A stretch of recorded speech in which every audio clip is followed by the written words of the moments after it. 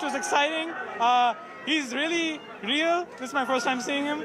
I am kind of speechless. My heart rate is through the roof right now. Yeah, man, it's exciting to see. So you got a selfie and the Prime Minister shook your hand? Yeah. He did. You better believe it. He did. He did? Yeah. Okay, who else? You got a picture? Yes, I got picture. I got also a handshake, and very warmly he listened to me. It was such a proud moment for me. What did you tell the Prime Minister? I said he make us proud, and we all welcome him from our heart. And he has made India the Vishwa Guru, and we are very proud of him. Okay, so that was your message to the Prime Minister. Yes, and he was what very did he tell happy. you? And I'm from Rajasthan, living in Japan from last 30 years. And I told him that we are waiting for him, the making the government in Rajasthan next. And he said we'll be coming soon. So he told you that there'll be a government in Rajasthan. Okay. What Tell a us moment about of pride this moment is. This moment is certainly so exhilarating.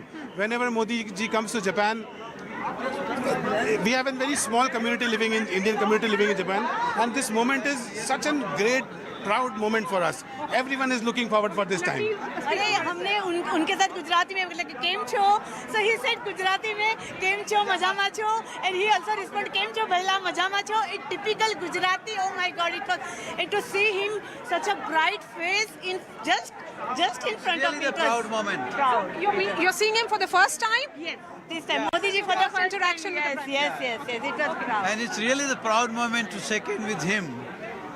With the How long have you been staying here in Japan? in Japan 32 for years. 32 years. 32. You have never been part of any interaction with the Prime We Minister? had, not with the Prime Minister, any other, like some other ministers, yes, but delegates yeah. when Sometimes they came last here. time we missed because we were not here, but this time we But made this it. is the Yeah, this is first the time we are meeting the Prime Minister. Okay, It's let me a get proud- you more voices. Let me get you more voices. You can see the Prime Minister has now entered the hotel, but the level of excitement among the diaspora can be particularly seen. Let me try and get you some more voices. Here are people who did you get a selfie? Yeah, somehow. Okay, so he managed to get a selfie. Why don't you show it to us? Yeah, my face, Modi ji's face, somehow. I got some selfie. You got some selfie. Yes. I'm so happy. I'm Indian, so I get the first citizen, or maybe the Prime Minister, so I'm so happy. And I get in Hiroshima in Japan. Very, very happy. Okay. What about you? I'm very happy. I got a chance to meet him, talk to him, and he was very patient. He spoke to me, so I really feel happy now. So what did you tell him when you said that you spoke to him? My father is a very big fan of Modi sir, so I told him that my father would be very happy today that I'm talking to you. So he asked me, what's your father's name? And he blessed me, so I am very happy now, so that I could tell him that. Okay, you're from which state in India? I'm from Maharashtra, ma'am. I'm Okay. Pune, Maharashtra. And would you tell your father if he is watching this broadcast that you met Papa, Prime Minister Narendra? Papa, I met Modi sir and I told you that you're a big fan of him. So, Okay. Let's try and speak to more people who have gathered here to get you a sense. Okay, tell me, so she has been waiting patiently for several hours. Yeah, she's just 4 years, and she was watching a lot of videos of Modi ji yesterday, and she really seems to be excited to see him as well. So yeah, as you can see, she's not sleepy at all. So she looks very much satisfied now. Okay, so you saw the Prime Minister? Yeah, Did he tell you anything? Did he say anything to you? he just said high five. He did high five, but he talked to his daddy, her daddy. Where is he? Yeah, Is he around? Daddy is right over there. Yeah, so daddy has a really nice memory with Modi ji. He was in 2006 when he was studying in Nirma. He got his certificate from Modi ji when he was CM at that time. Okay. Yeah, so that's what he showed his picture, and a bit of nostalgic feeling to, I think, Modi ji as well. Okay, we'll try and get you more voices. Ma'am, you were waiting here and with your family, the entire family has been waiting here. You finally got to meet the Prime Minister? Yes, very close to him. We are very excited. So close to Narendra Modi. It's a proud moment for us. You're from which part of India? Hyderabad. You're from Hyderabad. Okay. And we are living in Hiroshima since 10 years. And we were very excited that he is coming to Hiroshima. And very happy. Did you get to speak to him? Yes, What did you tell him? I said I was very happy and I was very excited to meet him. So what did he tell you? He was telling that he was also happy to meet us. Okay. So, a lot of excitement. Perhaps the euphoria is going to continue for the next few minutes. The Prime Minister has retired for the day. It's going to be a hectic day for him as he arrives here in Hiroshima.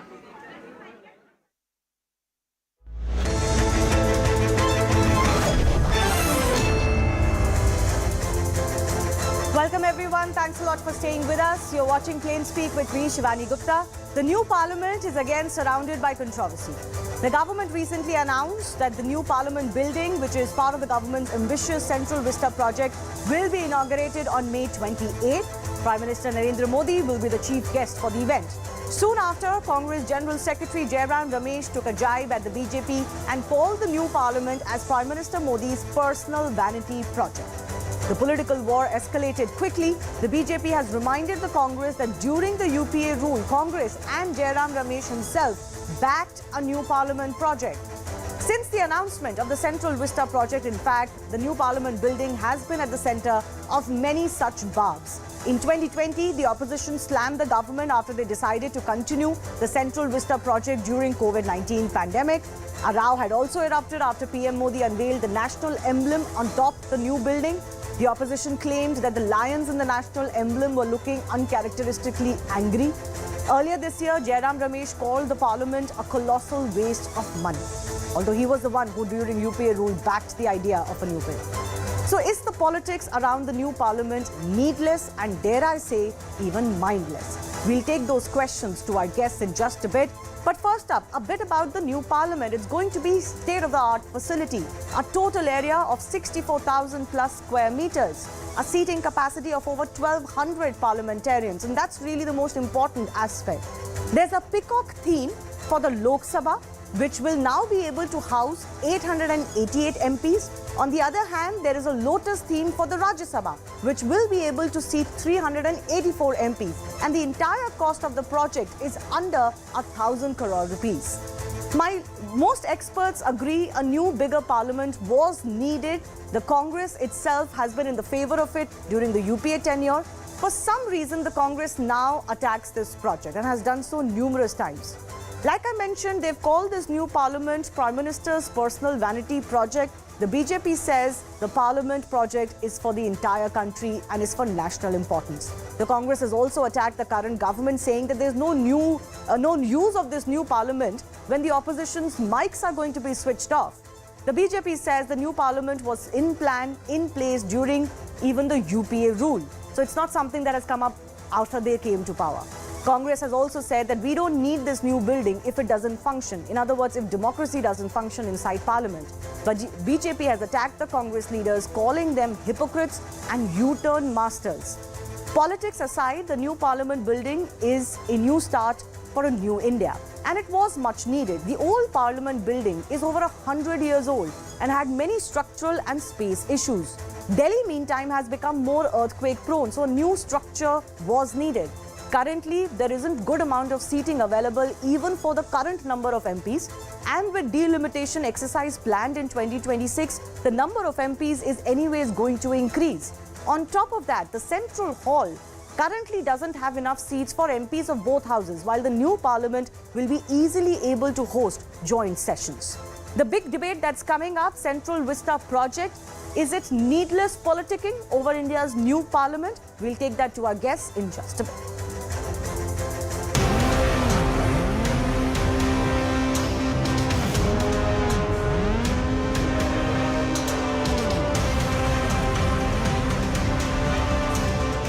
Parliament is not only of bricks and cements and steel.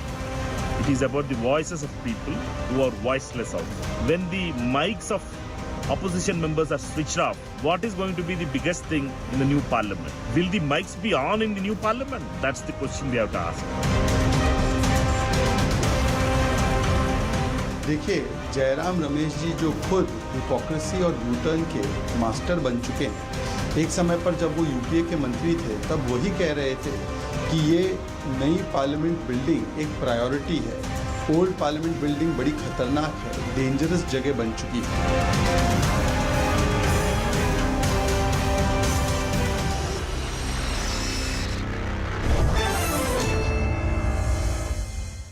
Let's go across to our guests. Joining us, Ajay Alok from the BJP. Manish Khanduri is joining us from the Congress Party. Vivek Silas is from the Samajwadi Party. I'm also awaiting the arrival of Arun Anand, consulting editor, First Post. Manish, let me come to you first up. I just want to understand, what is the Congress's objection or opposition to the new parliament building? Because at this stage, it's turning out that you have a problem with it. But what is the opposition to it, which the country should take note of? Well, let's start. Let me start by saying one, that the new parliament is an established fact. There are no two ways about it. And as a citizen of India, I am also interested and excited to see how it turns out. Okay. Now, there's been a lot of statements that have been made on what Ramesh said, what the Congress has said in the past. I think there is a significant divergence between an objective, the broad outlines of which people are in agreement with, but the way in which that objective is being accomplished. So that significant difference is what we are talking about. Which is Let's talk about the parliament. Who is it designed for? It's designed for the people of India. Yes. The representatives of the people of India are the members of parliament. Have they been consulted in any substantive way for the past short span of time that this project is taking place? Has there been any outreach to the various consultative or legislative bodies in the construction, in the design of parliament? As, for example, the Central Vista Committee or the Delhi Art Committee, have they been consulted? Okay, one by one. Let me take it one by one. Manish, just 1 second. You've raised a point. Let me take it one by one. Let me invite Ajay Alok of the BJP to respond to this. They're saying that, you know, we don't have a problem with the parliament per se, but you've not really made it a consensus joint exercise. As Jairam Ramesh has famously said, this has become a personal vanity project. Well, when this project started, at that very point of time, they had jealousy, they had malintentions, and they went to Supreme Court even for the same Central Vista project. Refusing to acknowledge that this Central Vista project was responsible to give employment to at least 50,000 people during COVID times. But they were not concerned. See, Congress is basically jealous. They are jealous that this parliament is being made by NDA government under the Prime Ministership of Mr. Modi. And this is going to be the monumental history in the coming days of India, to which Congress party they won't be assigned to. That is the main problem. Because they're in a habit in the last 70 years that every monumental history, every historic things, historic buildings, all goes to the Congress kitty, Rajiv Gandhi, Indira Gandhi, Jawaharlal Nehru. No, this is the national parliament, man. It's a matter of pride for everyone. Today, after 73 years of independence, we are sitting in a parliament which is made by British. This was the word what were being said by the UPA when they were in the power. And when Mr. Jairam Ramesh used to say that we desperately need a new parliament. Yes. And when the new parliament is coming up, it's just nothing, it's just political jealousy. Is this political jealousy then? Manish, political jealousy? Because you look at the statements that have come out. Attacking the Prime Minister, saying that this is a colossal waste of money. Now, if you don't object to the parliament per se, why would you say so? And astonishingly, these words are coming from the same person who batted for a new parliament building just 10 years ago. That's exactly what I'm trying to say. First of all, I think in terms of jealousy, I hardly know how to respond to that, because that's with due respect to my colleague from the BJP, it's somewhat of a frivolous charge, I believe. But I would like to say, look, there is a significant difference between a project and the way in which the project has been executed. We spoke about, let's say, COVID and the employment of 50,000 people. Hey, how about the fact that this building was, the construction happened during COVID at a time when the entire nation was in trouble, and you're going ahead with this monumental project, this grand project and breakneck speed at a time when your focus should have been elsewhere. Now, but how did the construction of the parliament interfere in anything else? In fact, if anything, it employed people during COVID. Ma'am, you broke every single COVID law. Many other places, construction was ongoing. And here you are in something which is a non-essential exercise at that point in time, and you're making a special provision for it. One. The second part of this is, what was the consultation that happened? I repeat again and again, Parliament, as enshrined in a democracy, is representative of the people. And if the people, the members of Parliament themselves, are not being consulted, if there is opacity, if there is a curtain drawn over proceedings time and again, and if this is being accomplished, then we have an objection. And that is what Jairam Ramesh was saying. Ajay Alok, very quickly, please respond to that specific thing, that you don't really make it a collaborative effort. You've not really taken all parliamentarians, together as far as this project is concerned. Was it some kind of war that we should have taken everybody into consensus and a consideration decision? It was a parliament. And a parliament is being passed by the Lok Sabha. It was already said that the new parliament building is required. What consensus is required more? I mean, this is the heights of jealousy. You are just not proud of our heritage institutions. You want all heritage institutions to be the name by one family, that is Gandhi. How can that be possible? The government will come and go, but take pride in your national heritage monument, which is going to come up. We have been sitting in the British Parliament for the last 70 years. It itself is a matter of shame for us that we as India, who claims to be a Vishwaguru, Dharam Guru, couldn't have our own parliament. Now, after delimitation in 2026, somewhere around 800 Lok Sabha MPs are going to be there. Where are you going to make them sit? You don't have vision to plan ahead. This is your problem, sir. You have ruled this country 65 years. You never had the vision that what needs to be done for the after 20 years. Okay. Can I also... Is doing it, you're just opposing it out of jealousy for the heck of it. Okay. Can I just bring in Arun Anand as well before I go across to the Samajwadi Party representative also? Arun, has the opposition and particularly the Congress Party acted like in a sour grapes fashion, where they themselves were mooting the idea of a new parliament building for obvious reasons, but because it is happening under Narendra Modi, somehow it has become an object of attacks? I think there is a larger issue as far as Congress or the opposition stand is concerned. I think we need to look at, the direction which Indian polity is taking. Opposing for the sake of opposing it. I don't think that makes, much sense. That also doesn't make much sense to the voters also. And it's part of the overall decolonization process. And I believe there is a consensus over the decolonization process. So I think, in day-to-day politics, political parties who are in opposition often try to score some brownie points over the ruling party, and it goes vice versa. But I think issues like, we have seen it happening in the past, although like on the issue of, border clashes with China. So we have seen the opposition taking a diametrically opposite position, which was not very conducive to the national interest, I would say. So, and the same thing is happening right now. I think it's unfortunate. I think they need to, do some more introspection, and I don't find any reason why somebody should be opposing it. That's why I asked you, is it just sour grapes? Is it just sour grapes that, it didn't happen under us? It is happening under this BJP government, and that to Narendra Modi. And whatever said and done, the BJP government or the Narendra Modi-led government is very good at projection. But you can't begrudge them that. No, I think I beg to slightly differ on this thing. Congress might. I think it's more of, trying to score some brownie points, and it's opposing for the sake of opposing it. See, you have to remember we are now almost in an election year. So on every issue you will see, the opposition will come out all guns blazing. And I don't think Narendra Modi government has the intention of, taking the credit for. It's a national heritage which they are creating, and that's the way they are looking at it. We look at it from the perspective of sour grapes. I don't think even the government would be looking at it like this. I think we need to have, be very big-hearted when it comes to national heritage issues like this. Let's see if this parliament inauguration unveiling can become one of those moments. But frankly, Arun Anand, as you said, with the 2024 elections coming in, I don't really see the treasury benches and across the aisle any kind of friendship developing, even if it is for cameras and for such occasions. But Vivek Silas, I'm coming to you. Does the opposition not run the risk of exactly what Arun Anand is saying? Opposition for the sake of opposition, even if, people are not being able to understand what are you opposing exactly.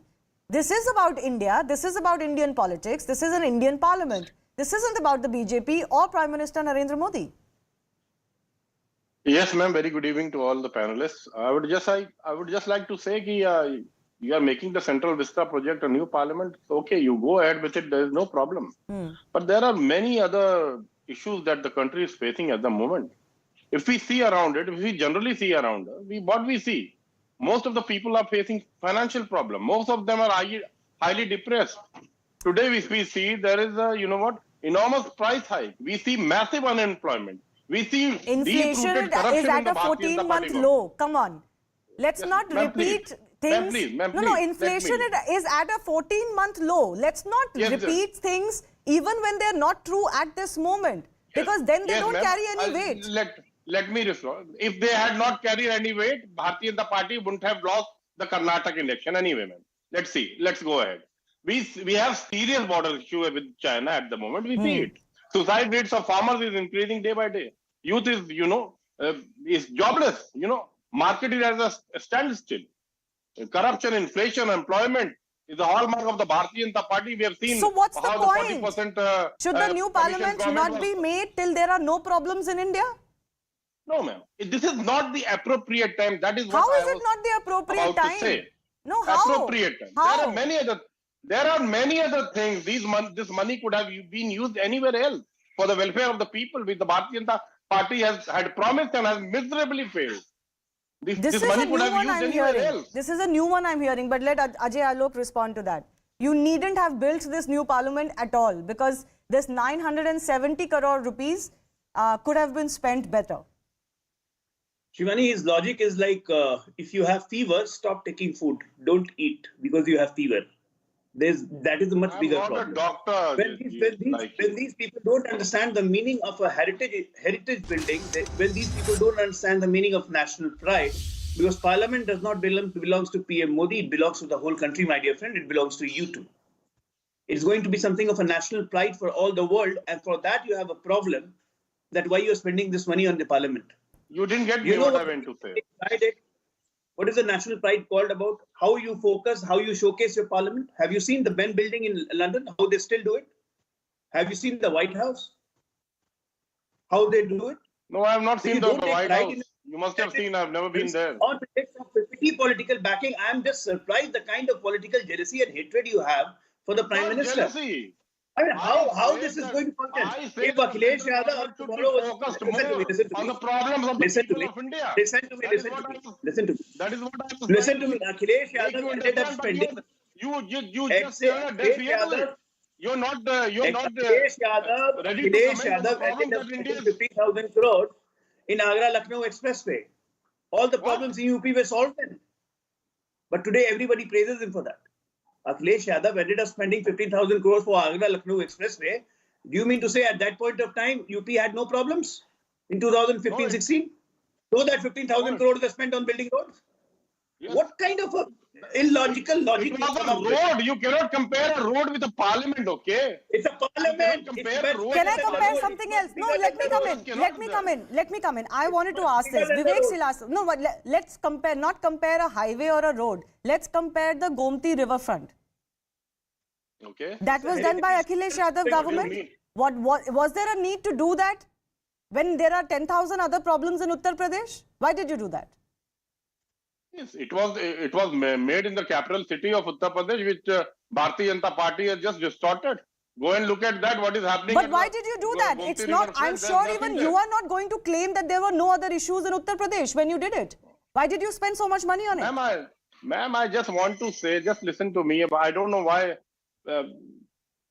I just want to say the Bharatiya Janata Party is not focusing on the real issues that the country is facing, ma'am. Okay, you could have worded it like, you could have worded it like that, but Vivek Silas, you said that this money should not have been spent on the parliament because there are many other problems. This money could have been used somewhere else for the development of the people. Yes, 900, trust me, no development in India is being held back because of 970 crore rupees. Let me tell you that. That much even I can tell you. But let Arun Anand come in here. Arun Anand, these are exactly the kind of arguments which is going to make people feel that this is, as you said, opposition for the sake of opposition.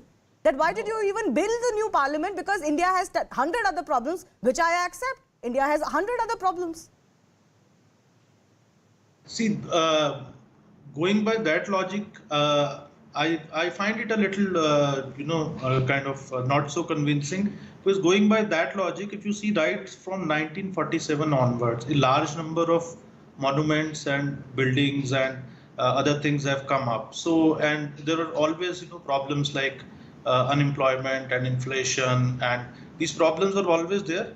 these are, kind of part of the process of development, in the sense that India is a big country and it will take some more time to get over this. And no country in the world, there is no country in the world which doesn't have unemployment.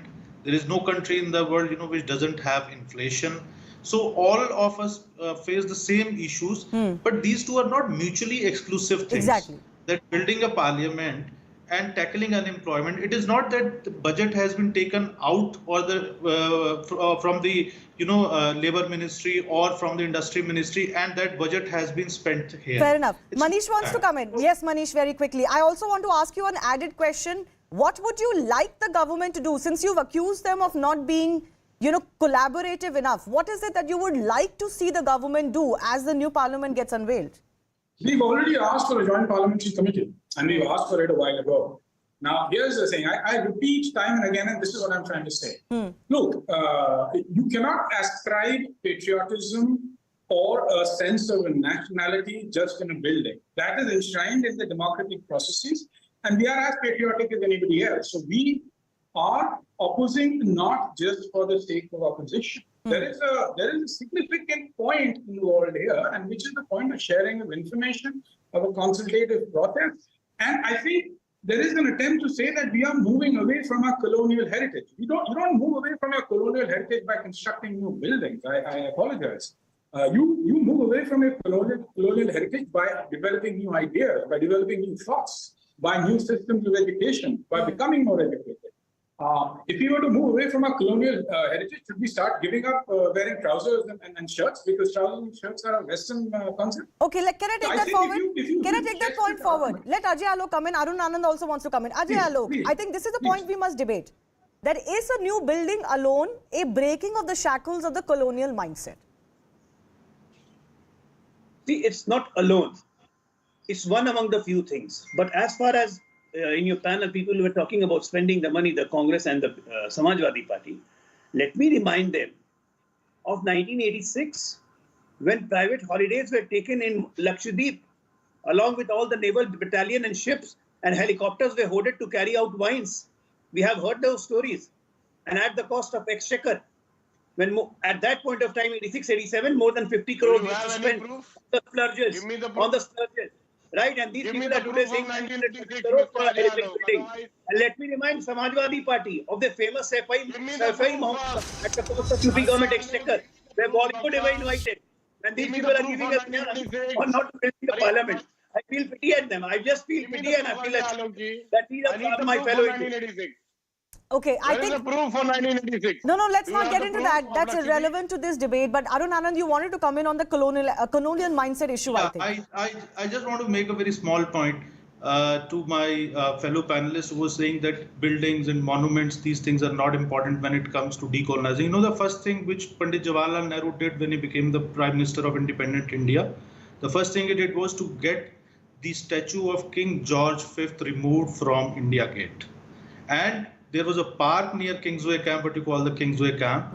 There was a park there. He can go even today there. There are tons of statues which were uprooted from all over the city on the directions of the then Prime Minister, and they were dumped there. They were all the symbols of colonial rule. So these things are very significant. These monuments, these buildings, don't say that, these things are, and Pandit Jawaharlal Nehru himself did that. So these things are very significant. Why did you build Amar Jawan Jyoti? What was the need to build Amar Jawan Jyoti? So don't say that, these things are not important. Fair enough. These things are very significant. Wait. There's a difference between statues and buildings. I mean, come on, this argument is devolving towards nitpicking, I feel. As far as Amar Jawan Jyoti is concerned, this is a significant sacrifice of Indian soldiers during the First World War. And I think regardless of who built it, these are Indian citizens who gave up their lives, and there must be a monument. But Manish, wouldn't you concede that an Indian republic building its own parliament, which is futuristic, which is future ready, which is not a hangover from our colonial past, which is not that I'm deriding it, the current parliament building was also good at a point, but this is something that we've given to ourselves, unless, apart from what was handed over to us. Is that not something that will instill more pride? Can we deny that? Yeah, I mean, look, I am a citizen of India, and I said at the outset that I look forward to this parliament opening personally with a sense of excitement. But the point is that we are giving this new parliament to ourselves, and the Bharatiya Janata Party is the government at the center, and it is expressing, because it has majority, the will of the people. The point we are making as an opposition is that the process has sullied the end result and sullied it very badly. Okay, so the politics around it, the politics around it has sullied what could have been a new heritage for us. Ajay Alok, I have final 30 seconds left. The main crib point of the Congress is that you don't take everybody along. Please respond to that. This is the third time I'm asking. This is absolutely baseless allegation, because this proposal was passed unanimously, adopted by the parliament, which Congress was part of. If Congress think that they are not part of the parliament, well, they have all the right to say this. Second thing, it's a matter associated with the pride of 130 crores Indians. It's going to be something which is remembered in the history and which will be a history for us. So please welcome it. And every countryman is proud of it. And just by mere sheer jealousy shows how small people you are as in terms of political credibility goes. Okay, I have to leave it at that. I hope that this political bickering, which is turning so bitter about India's new parliament, maybe ceases a little bit as we get closer to using it. Moving on to the other big updates we're tracking, the international credit card expenditure done outside India would now come under the liberalized remittance scheme, also attracting a higher, that is 20% TCS with effect from July 1. While this has been done to track those who are not disclosing their accurate income, especially when they spend overseas, and increase India's tax base, there has been widespread confusion and anger amongst the public on this added burden on them, especially the salaried middle class. Before the Union Budget 2023, the TCS under the LRS was at 5% for remittances that exceeded 7 lakh rupees. With the new hike of 20% TCS from the previous 5%, everyone will have to pay this amount except those who are engaging in transactions related to medical treatment or education. The traveller can claim this TCS credit while filing their tax return, but it has added a layer of paperwork and even a delay of more than a year before you can get your money back. Now, the government did follow up with some clarifications, although that hasn't been enough. For example, it is clear now that if you buy goods and services while you're sitting in India using your card, even if the payment is made for a foreign goods or services overseas, that is not going to come under this 20% hike. But any expense you make while overseas for travel bookings, etc., or directly to hotels and so, gifts to NRIs are part of this new rule change. The government has also clarified that company and business trips are exempt from this hike, but it is not clear how to establish at point of sale that an expense is personal or otherwise. Purchase of property, real estate overseas though are part of this hike. Education, tuition fees and medical payments will not witness this TCS hike, at least to a certain level. Whatever was the old model remains effective for that. But investment in stocks outside India will attract this new rule. And finally, and there is some confusion here, if you buy a tour package on your credit card in Indian currency from an Indian tour operator, it will not attract the 20% TCS. That's what we've been given to understand. Spends on purchase of bonds, though, will attract new rules overseas. But for everyone now, travel abroad is more expensive. In simple terms, if your entire expenditure on your cards while overseas was 2 lakh rupees, now you pay effectively 20% more. So actually your bill is going to be 2,40,000, even though you can claim that 40,000 rupees back, but only in an RTI filing. So the big debate coming up, and we have experts joining us in just a bit. It is a new rule that was announced in the budget. There's been parity between debit and credit cards brought in. But even if this rule is well-intentioned, is it ultimately extremely public unfriendly?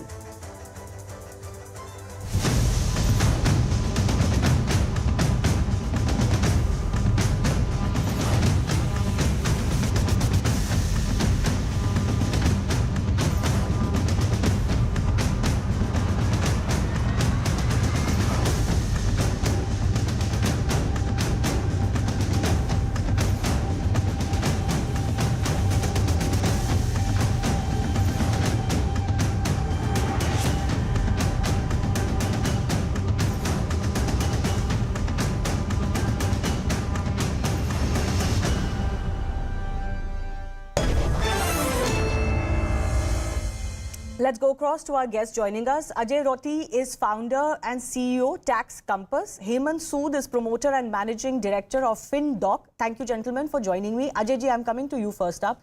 I think the fundamental issue that people have is, yes, you need to track transactions, and there was a debit card rule already in place. But why did the TCS have to be 20% and not a nominal 1, 2, or even a 5%? Yeah, unfortunately, I too don't have answers for that. I think it should have been a lower percentage because typically, whether it is TDS or TCS that's there as tax collected at source, and there's a fundamental difference between the two, is with twofold that they do. One is really to collect data of the transactions which happen so that there's no leakage and people don't not disclose transaction. Second is also to collect money as and when transactions are happening. But that's more on TDS because that results in an income which is taxable. So you collect it not once at the year end, but it gets spread out. In case of TCS, which is already, has existed in a few other transactions like purchase of luxury cars, etc. The TCS has always been a very nominal percentage. It could be 1%, or even the TDS on real estate transaction, where the government believed that there could be cash transactions was 0.1%. So ideally, this could have been a lower percentage if the intention was to collect data of the transaction and to ensure that they come into the tax net. But by that logic, even credit cards should not have come in because credit cards are always tracked and the data of credit card transaction was always available with the government. So why then? I really Ajay Roti, why then? Then if, that's what the other question is, that it's on mind of the public. If credit cards are already linked to your bank account, the bank accounts are linked to your Aadhaar, why then do you need this? So and that too, why should I pay 20% tax on an item I'm buying? I've already paid tax on my income. Yes. So there's another angle to this, which is not a tax angle, which is really the liberalized remittance scheme. So that's a RBI scheme which permitted resident Indians to remit money in foreign currency abroad up to $250,000 per year, per financial year, starting 1st April until 31st March. Now, the government yesterday, when they issued the clarification, which is actually in form of a tweet by the finance ministry, they state that the reason we've got this in is because the government has data to believe that people were circumventing or exceeding the limits under LRS by using credit cards. Therefore, they got credit cards into LRS. Then there are two reasons. One is it to widen the tax base, or is it actually a foreign exchange issue which has an unintended tax consequence? Not very clear on which of the two is the primary reason, but there could also be this foreign exchange reason to ensure that there's a clampdown on use of credit card to exceed that limit. Fair enough, but is it not Hemant Sood throwing the baby out with the bathwater to track a few of those individuals?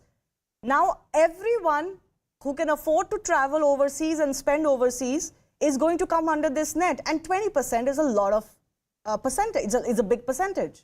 I completely agree with you, Shivani, and I think there is another problem in the compliance of this tax regime, because, for example, imagine an employee of a company goes outside to travel for a work, and his PAN card is attached to that credit card, and he comes back and 20% tax is deducted on his personal PAN card, and he claims the expense from the company. Company will say 100% take the back 20% from the government.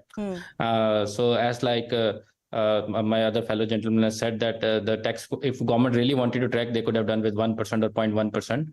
And mind it, this is an expense. This is not an income. And imagine the IT companies who have a lot of offshore work. Their 80-90% of the turnover is outside India. People paying on their credit card, and imagine the 20%, and there will be a cash flow problem for a big, large IT service corporate companies. No, so also. In the finance ministry's clarification, they sought to do exactly this. They sought to allay the fears of the IT industry, especially saying that company and business trips are not going to be taxed at this rate. But do you feel, and these are responses I've received, for example, on my tweets, how do you establish what is company and personal expense? When we travel overseas, we get this Forex card.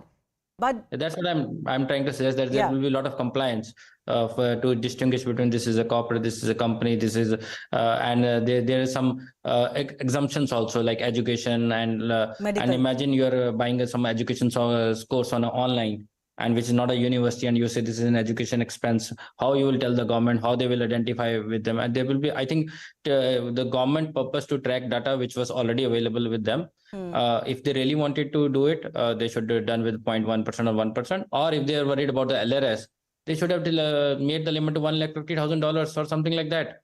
So that there's a less burden on the compliance for a common man. So that's my take on it. Ajay Rauti, I want to ask you maybe some clarifications because I've been also racking my brains. The government did clarify that if you're sitting in India and you're shopping and you're essentially shopping overseas to an overseas seller, then this rule doesn't apply. Am I correct? Yeah, so that is there in the clarification. But one thing, very important to note, this clarification, FAQ, whatever is issued, has just been shared on the Twitter handle of the Finance Ministry. This, in my view, at this point, does not have a legal backing. Of course, it may be followed with a circular which will be issued, which has a legal backing. And the point Hemant was making on business travel is also covered in that. But unfortunately, what they've done is, they say that the bankers have to verify whether it's a bona fide transaction. Now, how will a banker know that if an employee travels abroad, swipes his card at a hotel for a stay? Now, how will the bank at the time of swiping know whether it is for a personal travel or a business travel? And where do you get in that paperwork in terms of intimating them that this is a business travel, please do not collect tax? Because remember, this is a tax collection at source. It's not a deduction. Yes. Therefore, the bank will increase the credit card bill by the 20% and send you a higher bill. And how do you change? How do you get that? I think this is just implementation is going to be a nightmare, even if it's, even if it has to go ahead in the same form. Yes. And Hemant, so the other question people will have is that you'll ultimately have to keep all of these bills while you file your ITR. Is that so? Or will your credit card statement be enough? I don't know how the compliance and imagine when your ITR is up for inspection or what you can call as for scrutiny, and that officer will view a same transaction on with a different lens. He can say, if you are having a lunch, tell me what were you having a lunch with them? What was the business consequence? You don't know. So it will be a really a nightmare to enforce this. If there are a lot of distinctions, if there is no distinction, 20% flat is easy to enforce, but that's not practical. So my suggestion would be they should, if they really want to track it, they just impose 1% flat, no waiver. So at least it is. You can comply with. But if you have to submit a lot of documents to your banker, and I think there will be one more problem. There will be a lot of credit card disputes with the bankers. I think the bank will have to suffer a consequence because, for example, there will be some lag between submitting the document. If the banker has to verify this is a personal, this is a business expense, and the bank team may not be able to reverse that on a time. Then there will be gap between the payment and the due date. And then the Commonwealth will fight with the banker. I am not going to pay with interest. I think these are the practical consequences. If the banker has to verify, if the banker will take time, and they may not agree to your suggestion whether this is a business or a personal, then they will go back and forth. So Hemant, you are saying that the better thing to do, and let's wait and will also get affected. Let's wait and see if the government or the finance ministry does anything in this regard. But everybody's saying the better thing to do is to to slap a nominal charge. Those who don't want to be stuck in compliances can just forego that 1% charge. But at least everybody will not have 20% of their income stuck till they file an RTI. And you can also then track those transactions where you find any problems with the income and the expenditure. Ajay, what would you like the government to be doing here? Would you say that this is the best solution, and do you expect the government to be rolling back? I think in terms of the intention, it's right that you will need to track the transactions. You would not want evaders. You would not want money to be moving out of the country without a trace and without a reason for the government to be tracking it and people not to be offering it to tax. But it's really the rate that I have a problem with, because 20% is too big a number to be blocking us with the government for a refund for a long time. I think there also are too many issues with implementation, because you're doing it for a credit card, and then how will the banks track it, etc. So one is the rate, and second is really to look at a flat rate, which is a smaller rate. Then really the type of transactions, etc., don't matter. Fortunately, keeping track of these is not a problem in the current age, because the government system of tax credits, your Form 26AS, all work well. It gets populated against your permanent account number. It appears in your account when you log in. It gets pre-populated into your return. So that whole thing is working absolutely fine now. So I think if they, just change the rate, according to me, this should work, because from an intent perspective, I think it's not bad. It's something that you need to stop the evasion. But is 20% a rate that we should be looking is at? 20% that rate? And maybe they thought that it is for people who are anyways not disclosing their income, so they'll just get that 20% tax cut, and then the government wouldn't have to chase them. But in the meantime, Ajay, my final question, has the government miscalculated just the sheer number of people in India who would be badly, adversely affected by this? Because the government maintains this is for high net worth individuals. In today's day and age, you don't have only high net worth individuals traveling abroad. That's a fallacy. Yeah. So I think the pushback, you're absolutely right. I think the pushback is again on two counts. Because see, this 5% rate on LRS and foreign travel has remained on the books from October 2020. We've not had that pushback there because the rate was still reasonable. So there was no pushback. Today, that rate is going up to 20. That's the first reason for pushback. Second is once you got in credit card transaction without a clarity on transactions which get covered, then you and I paying for subscriptions, etc. That is what has caused the pushback and caused the outrage that we've seen over the last few days. I think the government did think it's for a very, very small set of people who are investing abroad, wiring money abroad, etc. But the credit card usage for even smaller transactions are quite high. I think that's the reason for this outrage. All right, I leave it at that. I do thank both of our guests for joining us. Let's wait and see what happens as far as this new financial rule is concerned. I have to slip into a very short break. On the other side, there is some bad news for Rafa Nadal fans. He's going to miss the French Open, and he's given some indications about the end of his career. On the other side, we bring you an ode to Rafa Nadal.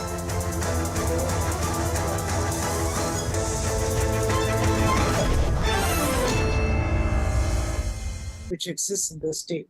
So I think it was the chief minister who has the prerogative to take a call which would be best for the state.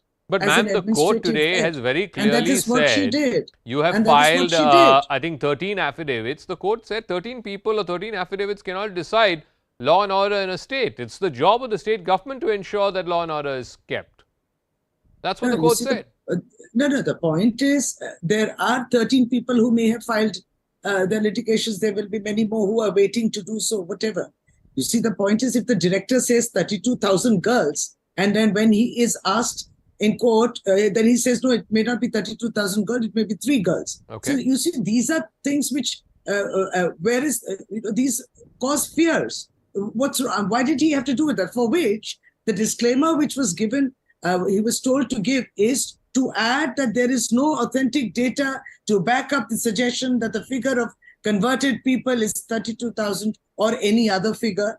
And also he needs to add now that the films represents a fictionalized version of the subject matter. Okay, so let me ask Dr. Sudhanshu Trivedi that. No. I think that's a valid point. That's a valid point. The court did say that where did this 32,000 figure come from? If it's not true, if the filmmakers cannot authenticate it or back it up with evidence, then they need to put this disclaimer that this is simply a fictional representation and they have no evidence to show this 32,000 figure. So that is a problem, Sudhanshu Trivedi. That's the sort of thing that most opposition governments have hanged on to and said that, look, you cannot depict unnatural figures. 32,000, no one has claimed 32,000. Dr. Sudhanshu. I think the act of West Bengal government is a very peculiar and unique in the entire Indian history. For the first time, a chief minister on her own are saying about the inefficiency of its own government. Because all over the country, the movie is running without any disturbance. Even the state from which it belongs, Kerala, it's running. But the West Bengal government saying there is so much intelligence report and input that they will not be able to control the thing. I think law and order is the prime responsibility of the state, and first time officially the chief minister of the state is accepting that we are incompetent, inefficient than any other state government of the country on the meager issue of a movie. Second thing, what they have done an utter disrespect and dignity to the culture of Bengal in the issue of movies. Bengal was always representing the art and culture, was always on the forefront. If I ask you, there was only one Indian who has won a lifetime Oscar award. It is Satyajit Ray from Bengal. After 100 years of the world cinema, Time magazine has given a list of 100 movies without any ranking, the top best 100 movies of the world. of which 4 were the Indians and 2 were Bengali, 2 were the Hindis. One was the Pather Panchali, another I was not remembering. And from the land of Satyajit Ray to Dev Kumar Bose to Rishikesh Mukherjee, they who used to become the champion of freedom of expression, they have said it is to be banned. I think on the constitutional, moral and cultural, all the 3 issues, West Bengal government has demolished their claim. Okay, Now, I want to leave the. I think the second point that Dr. Trivedi made is a valid one. Leave the legalities aside, Dr. Shashi Panja. From the land of Satyajit.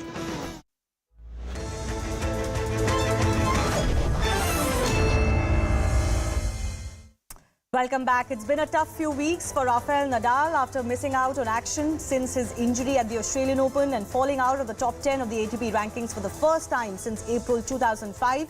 The Spaniard has now had to pull out of the upcoming French Open as well. This is the first time Rafa will not feature at the Clay Slam since his debut in 2005. But in a surprise for his fans, Rafa also mentioned the 2024 season could well be his last. My ambition is to try to stop, to give myself an opportunity to enjoy next year. That's probably going to be my last year in a professional tour. I would like to play the things that are important for me, and of course, Olympic Games is one of the competitions that I would love to be in. So I hope to be there.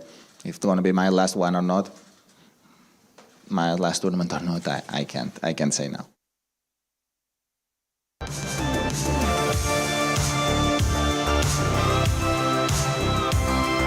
Let's talk about the remarkable career of tennis legend Rafael Nadal. From his numerous triumphs to the hurdles he has overcome, his journey has captivated fans around the world.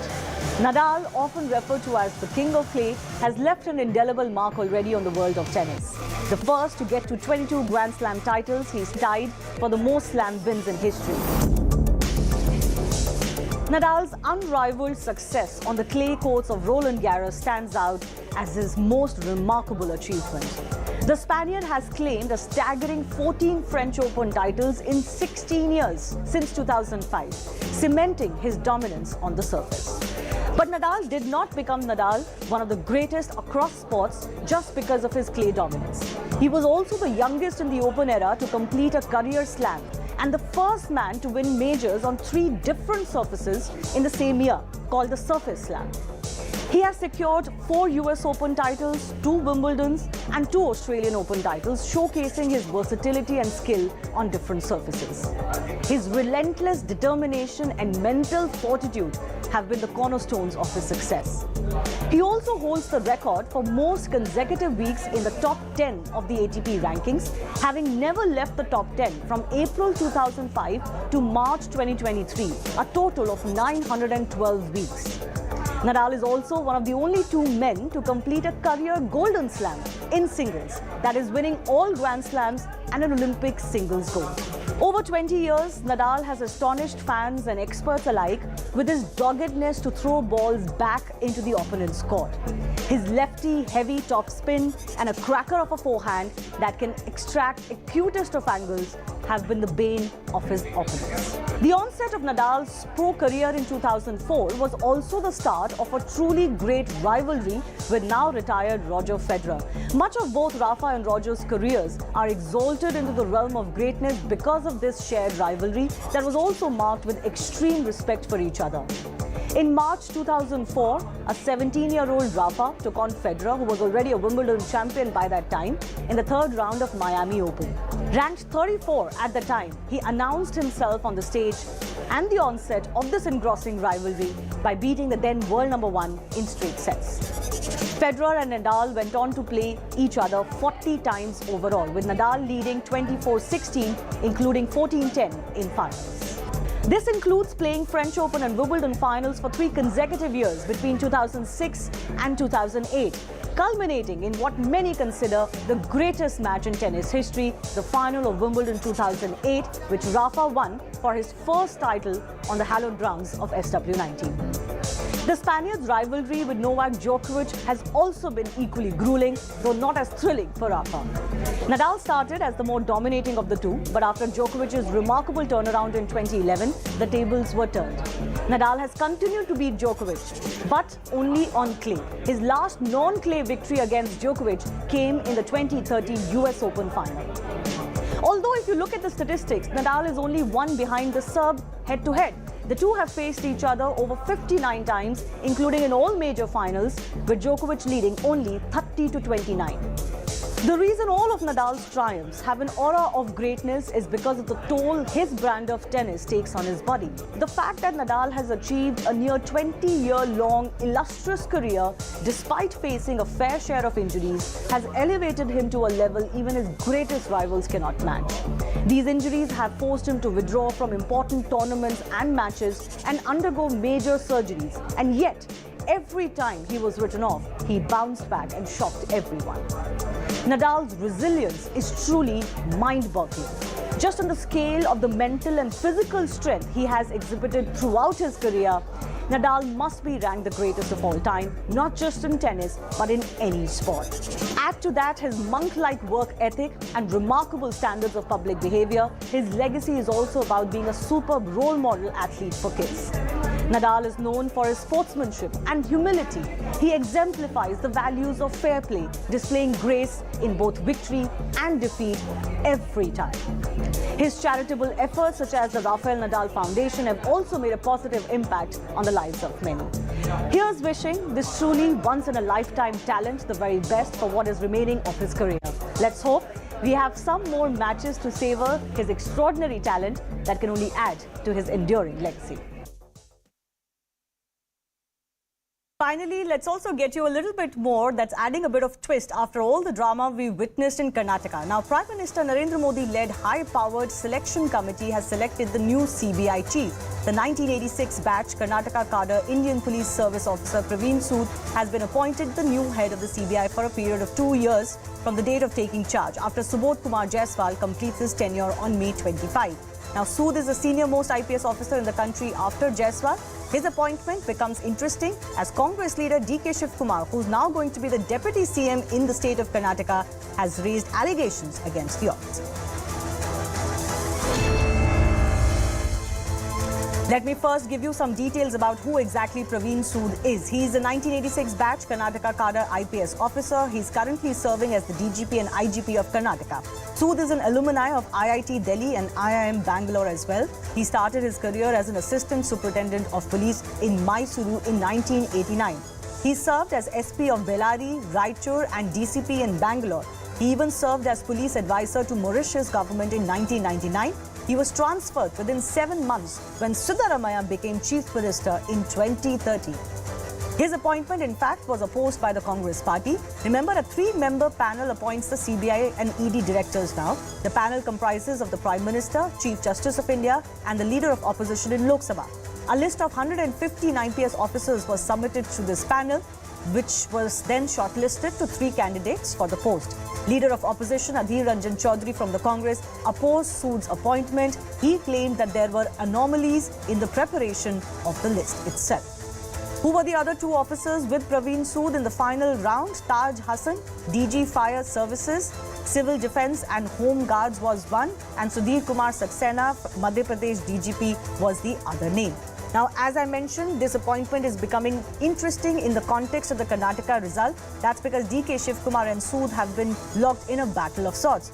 So before the Karnataka elections, there were some cases filed against Congress workers because of their Pay CM campaign against BJP government. DK Shiv Kumar had alleged that Sood was deliberately targeting Congress. He claimed that Sood was turning a blind eye to actions of the BJP cadre. DK has even called Sood nalayak and labelled him a BJP agent.